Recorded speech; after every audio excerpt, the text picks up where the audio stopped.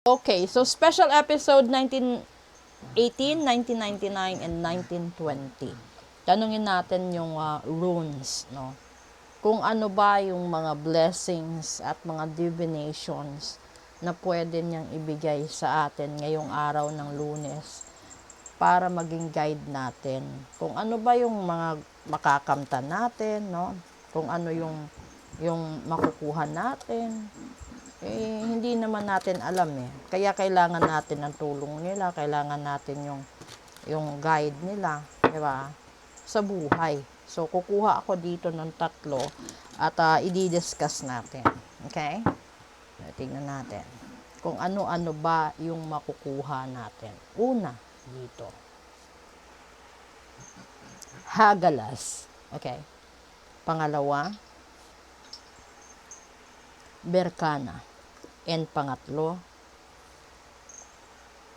Naudis. Okay. Ngayon yung Hagalas kasi, ito ay simbolo, no, ng isang,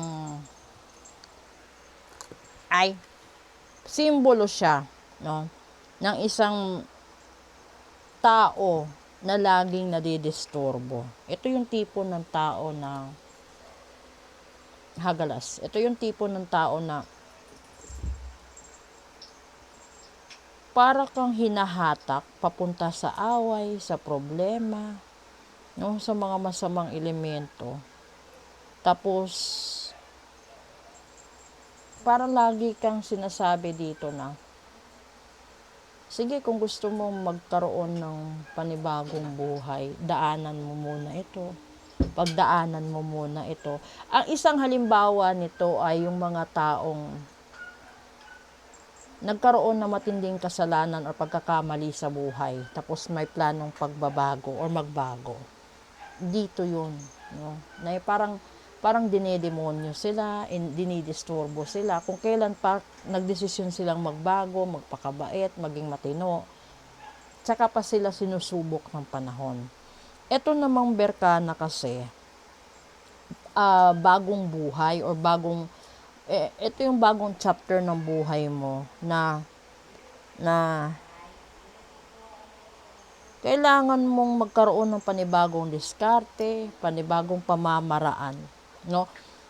Isa din ito sa eye-opener doon sa mga anak, no, na itinatago nila yung totoong sexualidad nila dahil sa magulang nila, dahil sa lipunan, no, na nahihiya kang ilabas na bakla ka, nahihiya kang ilabas na tomboy ka, ganun, bisexual ka, ganun.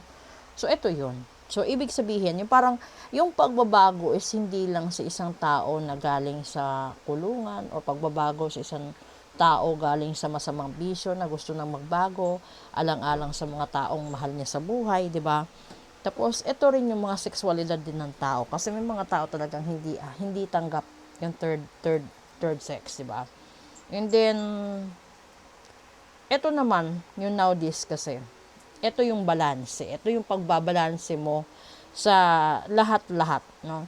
Andi dito yung pagtitiis mo sa mga two-sided na tao, yung mga tao na mabait sa pagharap sa iyo, traidor pagtalikod mo. Ito naman yung mga tao na akala mo didepensahan ka pero hindi pala. Yung parang ito yun, babalansin mo kasi pinapakita na sa iyo ni universe na ito yung taong totoo, ito yung taong karapat dapat sa iyo, ito yung dapat mong makasama, ito yung dapat mong bitawan, no? Pero hirap ka na tanggapin yan. Hirap ka na tanggapin ang katotohanan kasi malimit. Ito naman yung pinakamagandang example dito is kasal ka, no? Kasal ka. Tapos nagmahal ka ng iba. Tapos hirap ka na balansehin kung paano mo tapusin yung isa para magsimula ka sa isa. Kasi andi dito yung balanse sa panggugulo, no, at pagkakaroon mo ng ano sa sarili mo. Ang dami, 'di ba? Kung kasi sa pagiging dito sa gitna, so pagiging bakla pa lang, daming diskriminasyon eh. Sa, sa pagiging tomboy, ganun din, no? Dito pa lang, dami mo ng problema. Sa pag-umpisa mo pa lang magbago, dami na eh. Tapos, ilabas mo pa yung katotohanan, di ba? Sa paglabas ng katotohanan, hirap ka magbalanse. Ito yun. Ito ang totoong takbo ng buhay natin ngayong Lunes. Kakasahod natin kahapon, wala nang balancing natira sa wallet, wala na ring balanse sa ATM. Ito yun. That's the reality, di ba? Tapos, pagdating mo dito, ngayon, 16, mag-iisip ka. Kulang ka sa bagbayad mo kay ganito, kulang ka kay ganito, wala ka pang bigas, wala pang ulam, walang pamasahe, walang gas.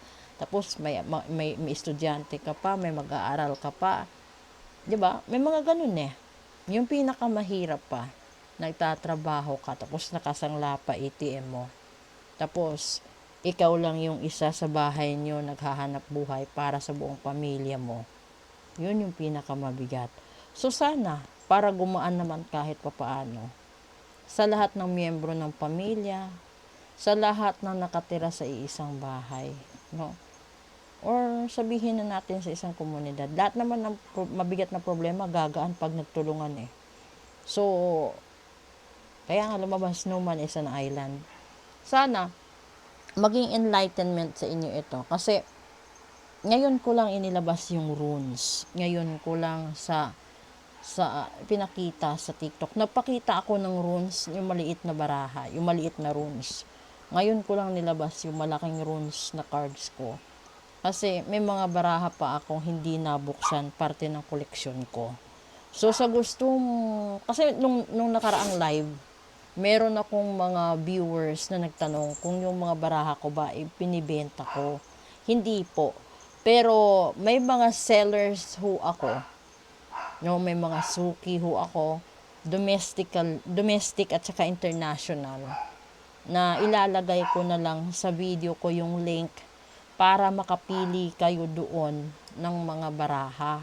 Doon na lang nasa yellow basket ng nasa yellow basket ng bawat video ko na yung link kung saan kayo makaka-order ng mga baraha if you wish to have your own cards. Pero literal sasabihin ko sa inyo, only few are blessed to read multiple cards. Hindi kasi yung iba para silang specialty na kapag ikaw nakataro ka lang, taro ka lang. Ikaw pag oracle ka lang.